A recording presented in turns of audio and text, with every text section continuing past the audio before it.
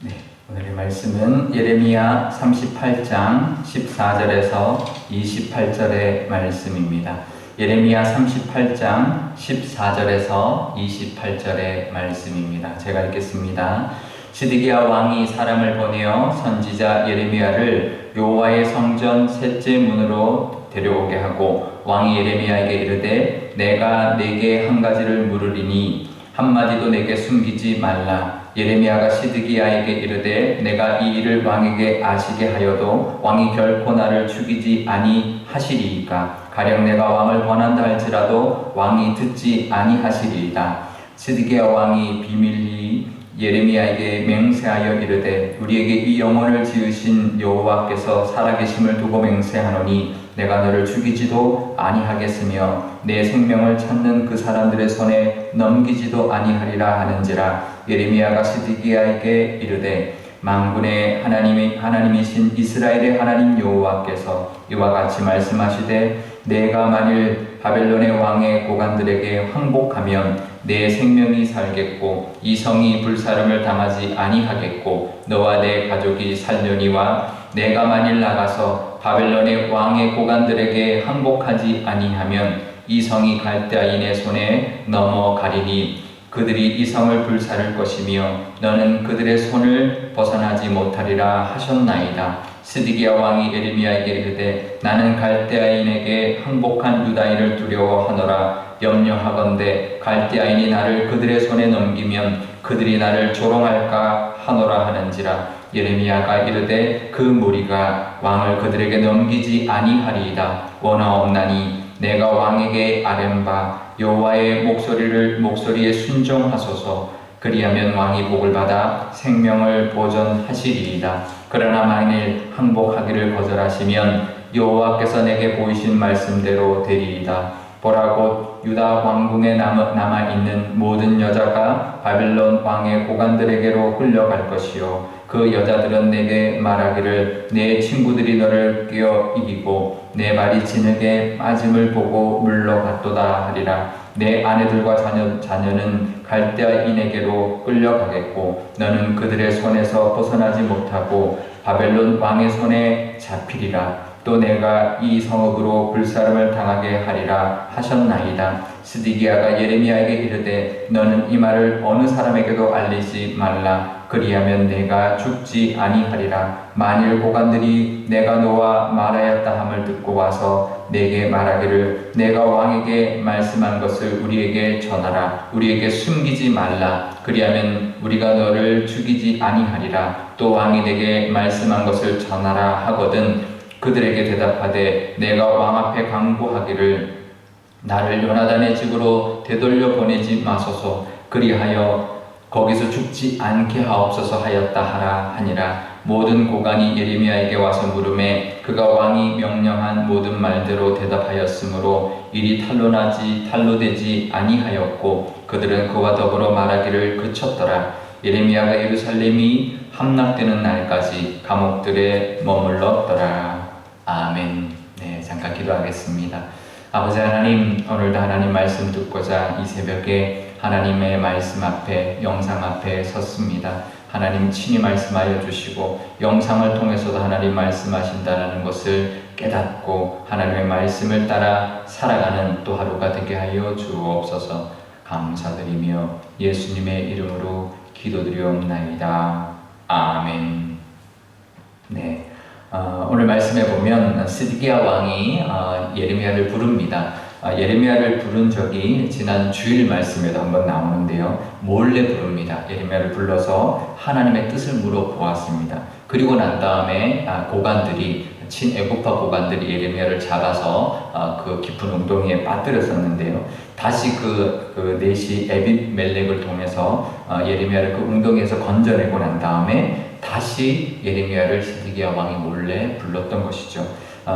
그러자 예레미야가 말을 합니다. 내가 하나님의 뜻을 전해도 뜻을 있는 그대로 전해도 나를 죽이지 않으시겠습니까? 라고 약속을 받습니다.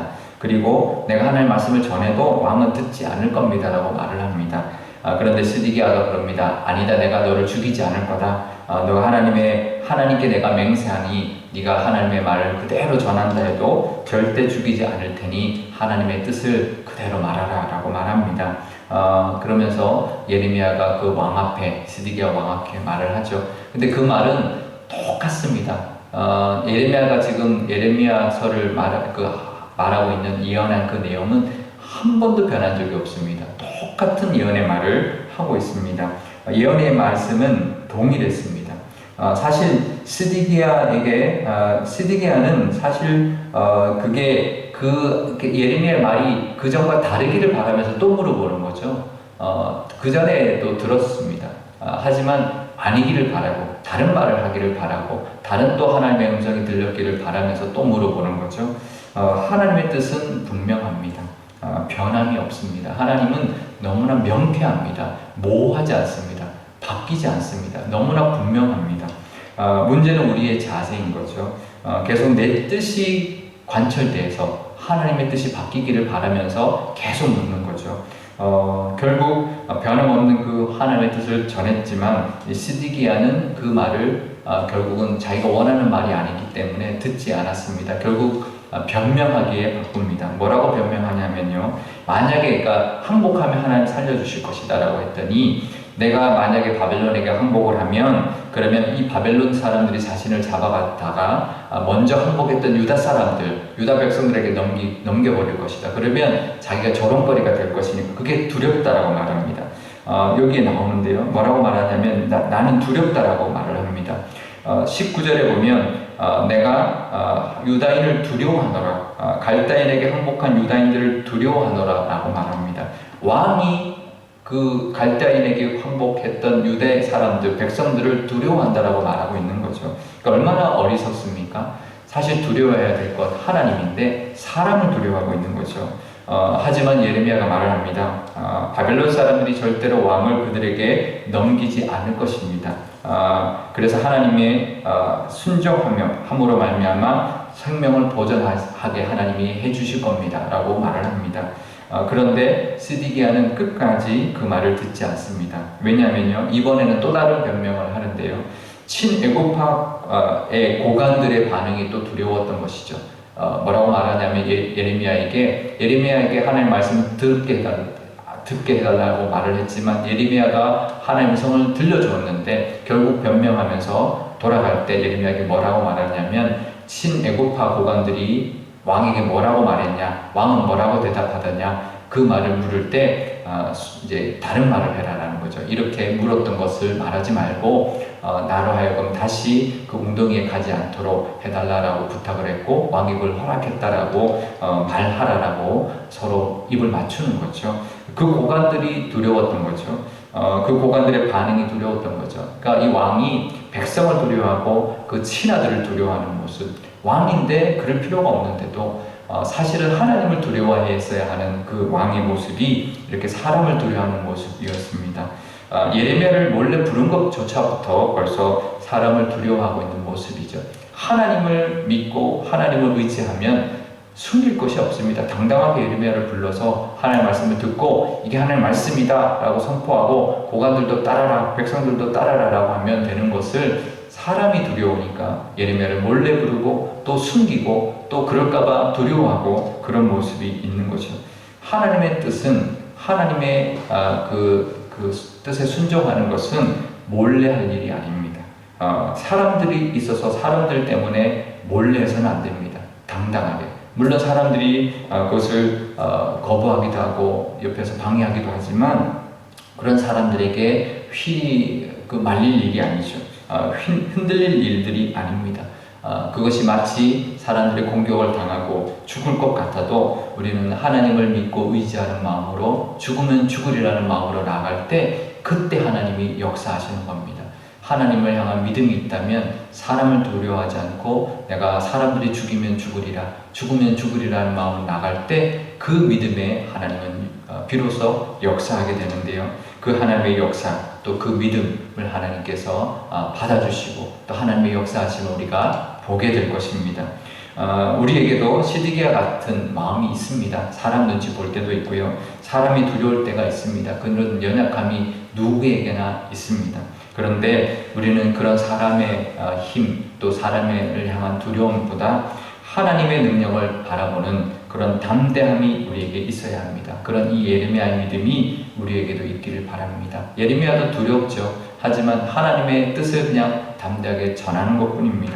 세상이 아무리 두려워도 우리 믿음의 역사인 하나님의 능력이 더 크다라는 것, 그 능력을 이길 수 있는 것은 아무것도 없다라는 것을 믿고 나갈 때, 그때 하나님의 능력과 하나님의 은혜와 하나님의 그 역사하심이 우리 삶 가운데도 있을 줄 믿습니다. 그럴 때 그 죽으면 죽으리라라는 그 두려움을 무릅쓰고 죽으면 죽으리라라고 나가는 그 믿음에 하나님의 역사하시는 그 은혜가 분명히 있다라는 것 믿고 나가시는 저와 여러분 되시기를 바랍니다. 두려움을 믿음으로 이기시고 그럴 때 그때 그 믿음에 역사하시는 하나님의 은혜를 경험하며 살아가시는 저와 여러분 되시기를 축복합니다. 오늘 기도할 때 이렇게 기도하면 좋겠습니다. 하나님, 우리도 두려움이 있습니다. 사람도 두렵고 상황도 두렵고 어떤 모든 것들이 이 세상에 두려운 것들이 가득합니다. 하지만 그것보다 더 크신 하나님이 우리에게 있다라는 것 하나님 믿게 해주시고, 하나님 죽으면 죽으리라는 마음으로 나갈 때 하나님의 역사하심을 경험케 해달라고 우리가 기도하기를 바라고요. 우리 교회도 그런 죽으면 죽으리라는 그 믿음의 교회가 되게 해주셔서 하나님께 쓰임받는 교회 삼아달라 기도하면 좋겠습니다. 제가 기도하겠습니다. 아버지 하나님, 시드기야 왕도 여러 가지 갈등이 있었습니다. 분명히 하나님의 뜻인 것 같은데 그래도 하나님이 그 뜻을 돌이키기를 바라서 몰래 예레미야를 불렀지만 하나님의 그 뜻은 변함이 없었습니다. 하지만 그 하나님의 뜻을 순종하기에는 믿음이 너무나 약했습니다. 사람들이 더 두려웠습니다. 백성들이 두려웠고 고관들 측근에 있는 그런 고위 관직들의 그 사람들의 그 힘과 그들의 목소리가 두려웠습니다.